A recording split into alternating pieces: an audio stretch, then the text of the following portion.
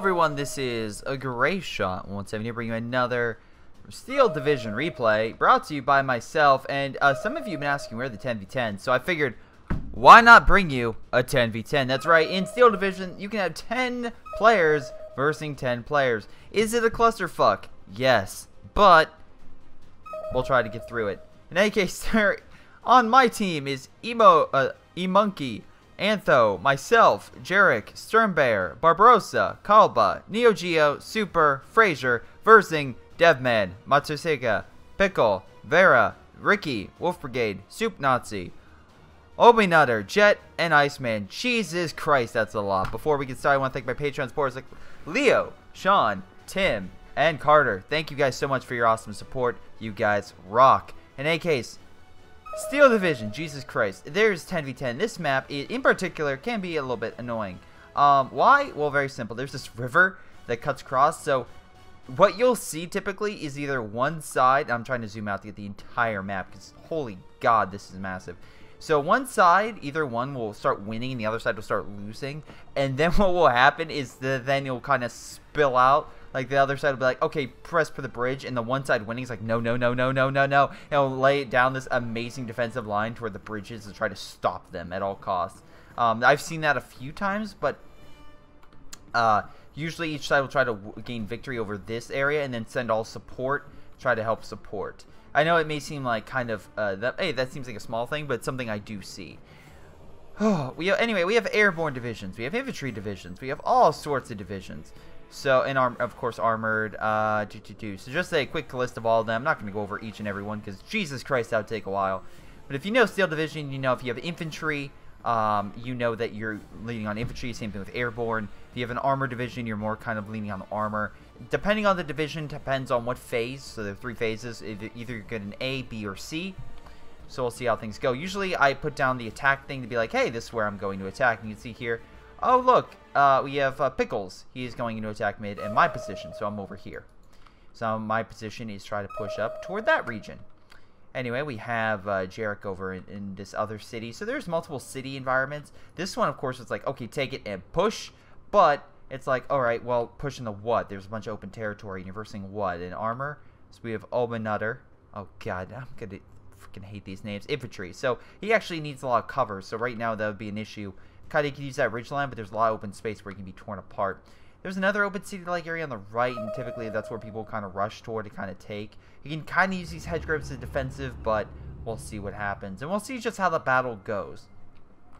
Now, depending on how the map is played, it can vary quite differently. For example, you have these Firefly. Yes, stolen by the Germans.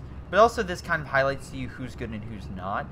For example, this guy, kind of why he put all his troops on negative cover, don't know. You really want to put them on roads so you can quickly move. So, for example, I put all mine in roads, so I moved. So you may be asking yourself, hey, Greyshot, what's with the mosquito? Well, thank you to my original replay. I now know to burn the goddamn roads, so that way I don't have to worry about the Germans rushing in. And actually, perfect one hit them right as they're coming in. So they're all going to stop. And that was a beautiful hit by me. So they're all like, oh god, oh why. Now I should have deployed sooner to get that little crossroad, so it wasn't a complete and total victory. I would say it was a minor one, because yes, it did kill actually quite a bit of his troops, which is good. But it diverted a lot more from moving up, which is also good. But not all of them. They still have actually a couple troops moving up, and they're just taking a little bit longer. If I would have put it on fire right there, moved it quicker, it would have been much more difficult. Now, Pickles is getting the heavy artillery station. That's what he's trying to go. He's trying to get these, the left 14s up and running and try to artillery the city. Whereas I'm just, like, sending the vet troops. Compared to him, he doesn't have a ton of veterancy. But me, I'm shining gold. That's what the great thing about my division, which again I'll pull up. It is the 6th Airborne. They have a lot of very, very good vetted troops. They are a little bit more expensive. They're 45, but they're still very powerful with long-range Brens and Piats, even Gammon bombs to take out armor. That being said, there is a big gap right now, but I don't think I have to worry about press as they're all support, which I can see via my recon. Anyway, we have Jarek. He's trying to hold down his city. I'm going to try to go over everything around me, and it's basically a defensive line with this kind of like road being just a little bit south of the midpoint, but kind of there, sort of. Anyway, over here, we have a big push going on. He's trying to move up, and so far, he's not really being hammered at all. He's actually managed to get a nice defensive line. Wow, this guy's like, deploy the Pumas! Why? I have no fucking clue. I'm assuming he wants to kind of do a fast armor rush, and the Pumas have some decent armor to boot. But they're freaking Pumas and they're recon. So yes, they have long range, they have long sight, but they're not really meant to fight, oh, I don't know, and this is going to be amazing, a bazooka force, not Panzer Strike. So all these guys are rushing down, and this is going to be the most amazing thing. Because again, they're rushing down. Ambush! Missed. Hold on. Reload. And yeah. You thought it was going to go that way, but no. You have 4 armored vehicles with machine guns. How do you think it's going to go? But no, if it would have actually hit the Puma, it would have killed him. But alas, the Puma's going to continue go. Oh, wait. AT gun. Prepped and ready to go. Do they have sight lines? Yes, they do. Open fire on those Pumas. And because they're so close, they actually will. Now they're like, okay, open fire on this thing. And fighter comes in. So this guy's going a really good push. Now I should probably jump over to my side. Nice job. And actually a decent push by him. He's just rushing up a bunch of mechanized. Let's see. You have Barbarossa, who's going the guards armored. So very quickly rushing up a bunch of mechanized troops. Dropping infantry. And continuing the push as far as possible. Over by me. And again, probably what you want to see is my infantry just annihilating his infantry with long range fire. I got machine guns. I got all sorts of stuff. My guys are prepped and ready to go. I have a tank, a command tank, and also a star troop. Yeah, there's my leader, providing a veteran seat all mine. So mine are all fighting like vet 3s. They are fighting with full power. And these Germans are like, oh god, why? So doing pretty good. That being said, they do have an advantage. They have a recon plane. So this recon sucks right now because I don't have anything to shoot it down. That's my issue. I didn't bring up AA. So right now it's providing recon, provides fire support. That being said, I bring in another fire bomber. Try to burn more of the main road and infantry. That way I can push up and push them back. Bringing up additional infantry to kind of cover my flanks as well. Let's see how things go. Left-hand side, you have Puma Force moving up. So, kind of. They are recon, so they don't get a ton of territory, but they are trying to push up, so give them credit. But the AT gun is, once again, trying to slow them down. And it has 54 more shells. Falling that unit back. Not bad. Give it to Barbarossa for going balls deep. He is pushing in pretty hard with his mechanized. And actually, flanking maneuver on, who's this guy over here? Ricky and, yeah, Matt's forces. Oh, Matt's force is just over here. Yeah, so they're coming in pretty hard. This guy, his Puma force, not doing all that well. Having some issues. Some tiny, tiny issues. And that's actually following suit with that big push on the left and actually pushing him all the way back. You can see right now that they could maybe close off this territory to stop units from coming in at that sector. That being said, there's 2 other points they would have to get to, so it's not in total victory. But it is nice to push the enemy back. Stop them from coming in that point, at least for a time. For a time. They still have a decent amount of infantry, so they're going to have to redistribute. So he's like, alright, instead of fighting toward their base, why don't I just flank Puma Force? Seems like a good idea, right? We'll get back to that. Anyway, they're pushing more. Kind of clubbed up in the outskirts of a small city, but a lot of infantry moving in. Attack. Again, they're trying to move up some armor. But they still have some decent AT guns and a higher ranked Puma, so they're holding out pretty well. So infantry holding here, infantry holding here. This guy's bringing up, again, trying to bring up his artillery, trying to fire on me. I'm still holding, but unfortunately I think it's more casualties. That being said, with my force I will say I did misplace my flamethrower. I should add that more in the city. But that being said, you can see here that pretty much everything is being annihilated. My Treyarch did get hit by that AT gun from afar. I do have another one coming in, and if I should have the right time. Nope, not yet. He has Ju-89 coming in to provide some air support, try to bomb me a little bit.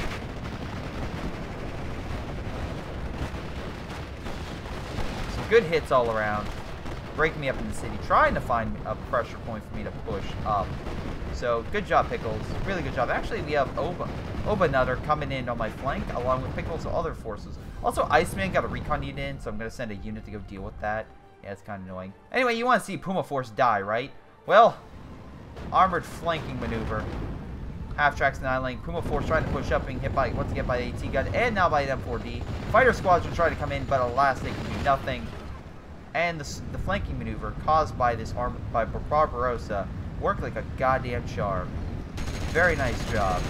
Opening fire on the returning armor trying to move in. Alas, they get quickly annihilated.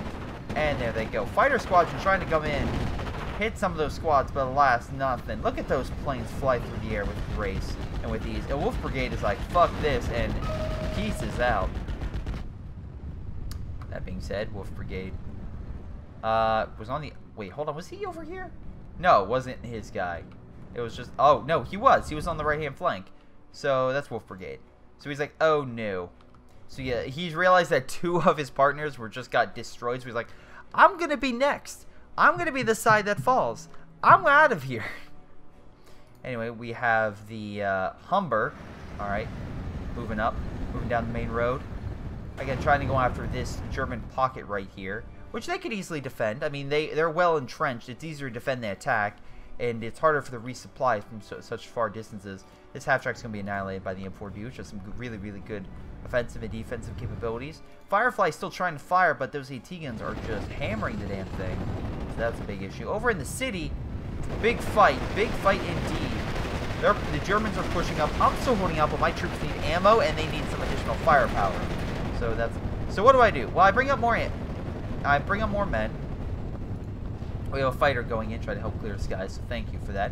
Mosquito coming in. I could use it over here, but what I'm going to do is actually help on my ally, because I figure if I can help him out, since he just helped me out, it's a kind of a good thing. So I kind of call it in. I think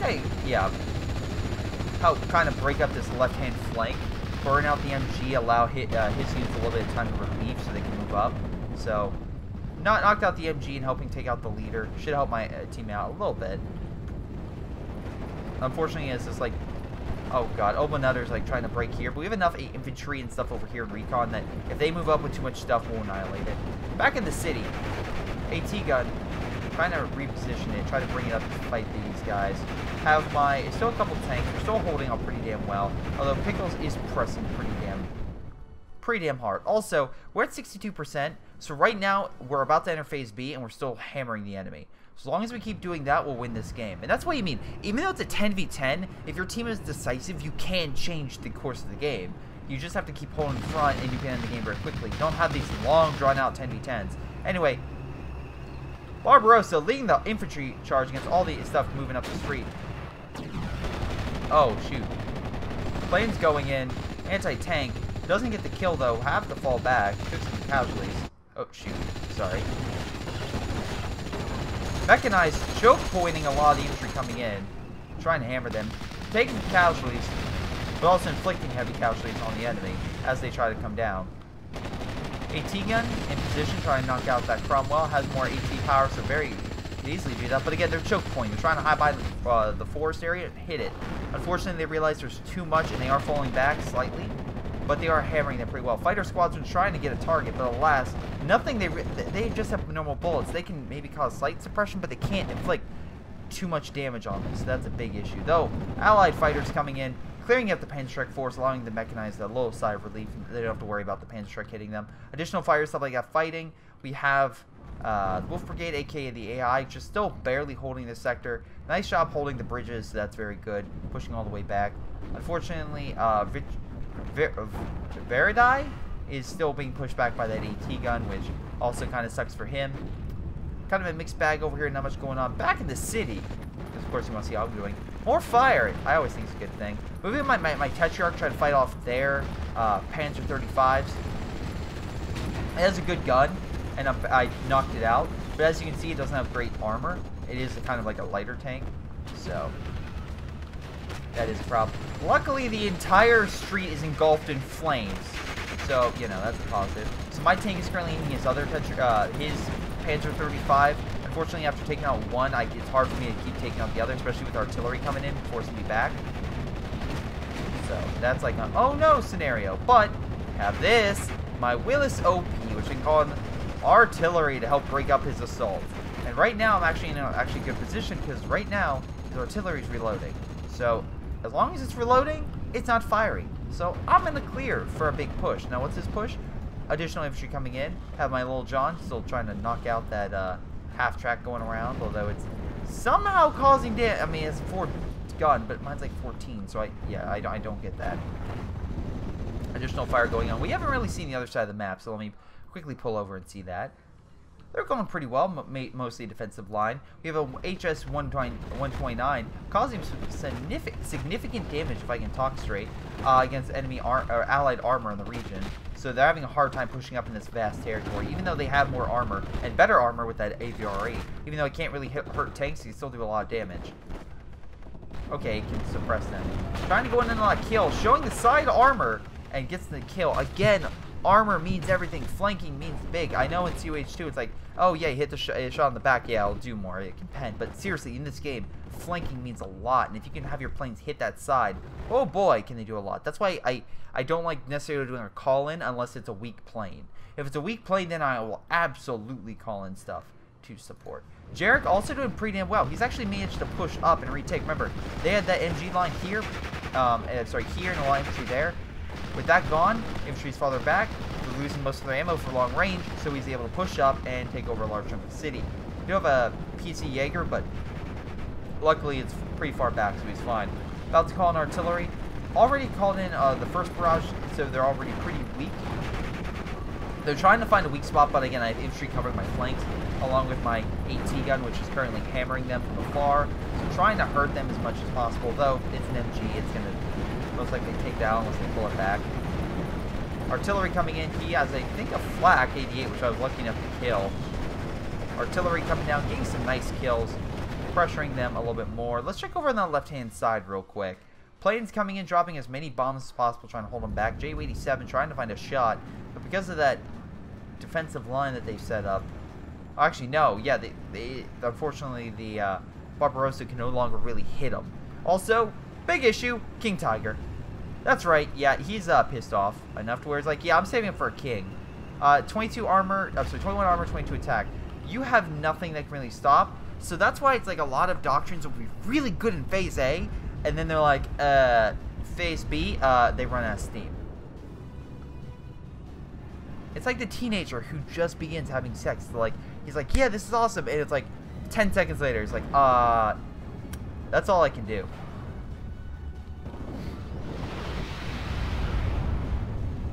Doesn't have the endurance to go all out, and that's what we're trying to do. We're trying to end this game quick, because right now you can see the Axis are starting to bring out their bigger armor and bigger guns. Right now we cannot deal with that. We honestly can't. So anyway, artillery breaks up a lot of the infantry in the city, allowing me time to move up a lot of troops and also bring up resupply.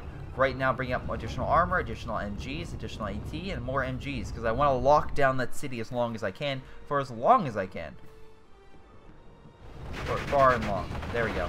Unfortunately, that fighter got a kill, but a lot of AA in the region. Luckily, he's trying to go out in an area with which there isn't as much. There is still that recon unit that is flying around, but yeah, that's quite annoying. I am gonna eventually bring up some more AA in the region to help out with that. Oh boy, this guy's gonna have some problems. That's by the way, that's a pretty vetted king, so that's a big issue from the fight. But luckily, they on the other areas going pretty well. They managed to break the AI from the center and pushing him back. Fighter squadrons keeping the skies clear against enemy planes, and honestly, their armor and AT, just long ranging, are just annihilating them. Plus, they're using their planes to keep this thing suppressed, so Flak 88 can't really do much against both planes and armor. So they quickly neutralize that. They can pretty much push the enemy back pretty far.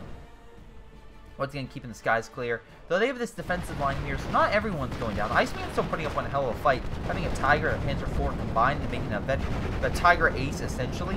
They're doing pretty damn well. They're trying to hold out as long as possible. But again, it's one unit versus an entire one unit, and while it can make a difference in that sector, you need to keep playing throughout multiple sectors. Unfortunately, that's just not the case.